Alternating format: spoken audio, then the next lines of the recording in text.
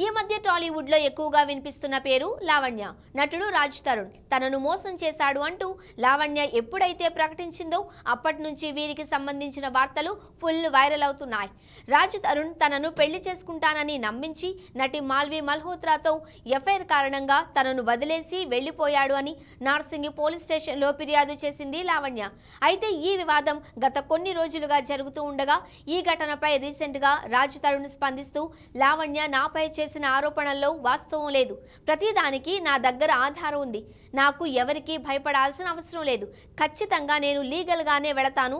న్యాయం జరిగే వరకు పోరాడుతా అంటూ ఒక మూవీ ప్రెస్ మీట్ లో చెప్పుకొచ్చాడు. అయితే దీనిపై స్పందించడానికి ఒక ఛానల్ లైవ్ షోకి వచ్చిన లావణ్య అక్కడ మాట్లాడుతున్న ఆర్జే శేఖర్ భాషను చెప్పుతో కొట్టింది. లైవ్ లో ఆర్జే శేఖర్ మాట్లాడుతూ ఉండగా ఆ మాటలు నచ్చని లావణ్య ఒకసారి కుర్చీలోంచి లేచి శేఖర్ పై చెప్పు విసిరేసింది. దీంతో ఈ లైవ్ షో రసాభాసగా మారింది. ప్రస్తుతం ఇందుకు సంబంధించిన వీడియో సోషల్ మీడియాలో వైరల్ గా మారింది. ఇక ఈ వీడియోపై నెటిజన్లు స్పందిస్తూ లావణ్యపై విరుచుకుపడుతున్నారు.